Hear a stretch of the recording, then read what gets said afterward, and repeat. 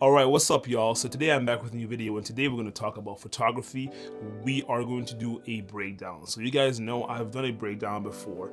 It was a cinematography, filmmaking breakdown of a shot that I did. So I thought, why not do the same for some of the photos that I have on Instagram? So today I'm going to pick two photos out of my IG that might seem or look a bit complicated to recreate, and I'm going to tell you how I did it and show you, well, I can't really show you because again, we're confined right now, but I'll try to tell you and show you how I made those shots happen. And if I can remember where I took them, I'll give the location as well. So, all right, let's get started.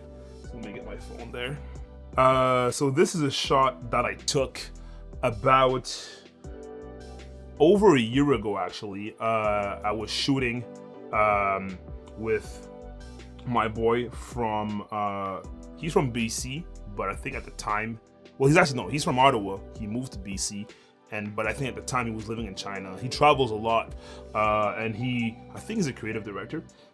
So he was coming to Ottawa, I think probably to visit family, and he wanted to go around and shoot. So we decided to just go and shoot, right? Just take some visuals in Ottawa.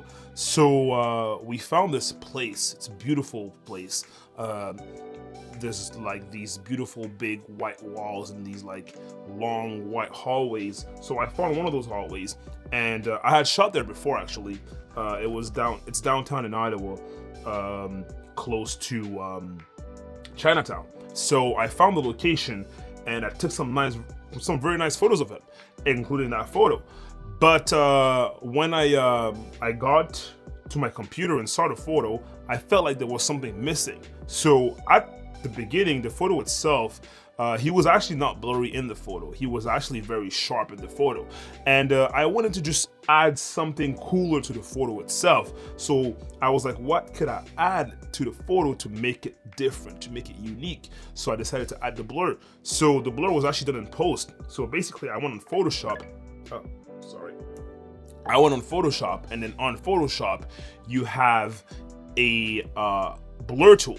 And you have different types of blur. You have spatial blur, you have Gaussian blur, spherical blurs. There's a lot of motion blurs, right? So I used the motion blur, and I applied the motion blur. I selected his body and not the background of the photo, and I applied a motion blur on his body itself, so on him instead of applying on the whole photo. So now it looks like he's blurred out and like moving while the photo stays still. There's actually a way to do this on the camera, and without actually using a software to do this, you can actually just bring a tripod on location, use the tripod, and then bring down your shutter speed to a very, very low level, and then take the photo. Because the cameras on the tripod, it was going to be stable, so the infrastructure itself, the building, will not be moving, right? Because the building doesn't move, so it will stay still and it will stay sharp, while the subject, the person walking, will be blurry because as it moves, the shutter doesn't have time to close and open,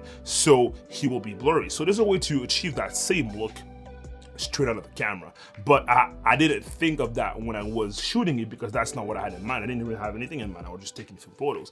So it's just a way to see that you can do stuff in post to make a photo more special. So that's kind of what I did for that photo. All right, so let's pick a second one and let's see how we can do it. Ooh, this one. Okay, I don't think you guys can see that. But so this photo, actually, I've got a lot of people hitting me up that have hit me up multiple times asking me how I took this photo. So basically, it's a photo of my friend Dini, basically like falling, looks like he's falling into the water in a big like river or lake or something, right? So we took that shot probably like 2 years ago. So I was shooting with him, just exploring, because we do that a lot. We just create and explore, and we were doing that, and then we got to this place. I think it was just like docks where you have like boats and stuff, and then it was close to sunset, so the sun, the sky looked beautiful. The sky looked amazing, and I was like, yo, we could take a photo of you and the sky, something with you in the sky, right? And I'm like, okay, let's do that. And then I'm like, what if you're falling from the sky? you know? And again, when you're like kind of going to shoot and just creating, and you kind of do it, you're doing it spontaneously, you don't really have an idea of what you want to do, right? So you don't come prepared with the proper equipment. You just have the camera, so you kind of have to improvise on site. So basically, what I did is that I found this garbage bin. Okay, it was made in metal, so it was solid enough for someone to stand or sit on it. So I placed it in front of the dock, just in front of the water, on the dock in front of the water, facing the river. And I told Dini to kind of like go on it and kind of like do this, pretend to like he's falling, and I would just click shots. Now think again, I don't have a tripod, so it's kind of hard, and I just try to stay still. So I took that photo of him falling, obviously with the garbage bin in front of him, with him on the garbage bin. And then I told him to move out the way and to move the garbage bin out of the way. So but I would still stay at the same spot where I was. And then I took another photo of just the dock with the water and nothing else, right? Now, two important things when you do that. So you have to make sure to not change the focus to stay the same in the first photo and in the second photo. So the first photo is the photo with Dini, the garbage bin, and the dock, and the second photo was just the docks, the water, and the sky. So just have the same focus. Don't change the focus and take those two photos.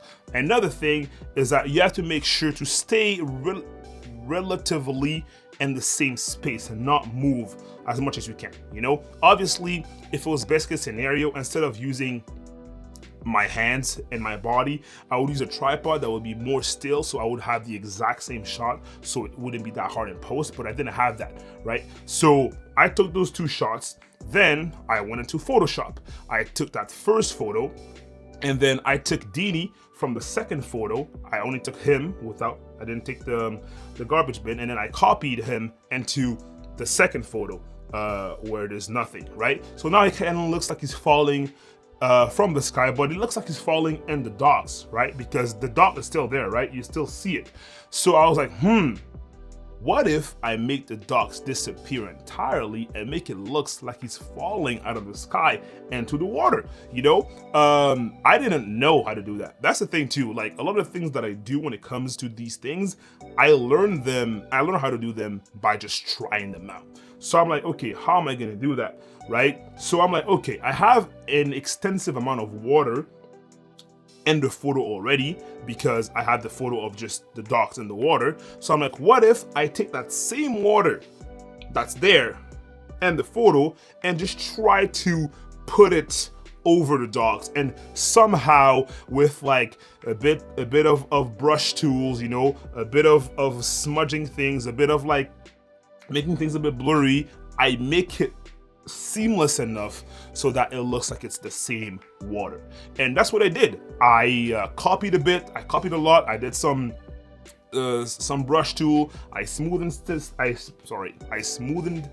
things out a little bit and made it look like there was no docks at all in the first place. Because I was like, if you don't see the dock ever, you will never know that there was a dock there. So you're not gonna be looking for one. It doesn't have to be exactly perfect because your mind won't be looking for the docks, right? So that's what I thought of doing, and that's what I did. And I think that a lot of times we think that things are harder than they are, but you just gotta try it and then you'll figure it out. So yeah, I don't think I missed any details. So yeah, so basically this is how I achieve both of these shots. If you guys like this video, don't forget to like, don't forget to subscribe if you guys want to see more of me, and comment what you guys thought. Did you guys like these shots? Did you guys thought it was made another way? Whatever you guys want to say, just put it in the comment section. If you guys want me to do more breakdowns like this for photography and some of my shots that I did and how I did them, tell me, let me know, and I'll do more, okay? But it's everything for today, and you guys have a good day. I'm out. Peace.